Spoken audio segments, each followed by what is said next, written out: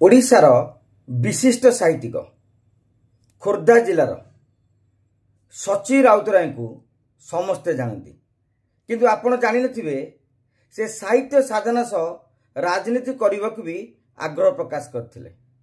कांग्रेस राजनीति सह जड़ित थिले।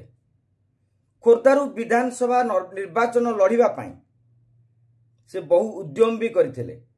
हेले हरिकृष्ण महताब तांकू टिकेट देई नथिले। तांको बदल रे बनमाली पट्टनायक को टिकेट मिलिथिला। खाली सेतिकी नुहे, निजे सची राउतराय राज्यसभा को जीवा पाई मध्य आवेदन करथिले। किंतु सेतेबेले हरिकृष्ण महताब जीडी बिरलांको ज्वाई थिरानी को राज्यसभा टिकेट देथिले, जहाकु नै क्षोभ प्रकाश करथिले। सच्चिदानंद राउतराय निजर आत्मजीवन रे से एकथा उल्लेख करछन्ति।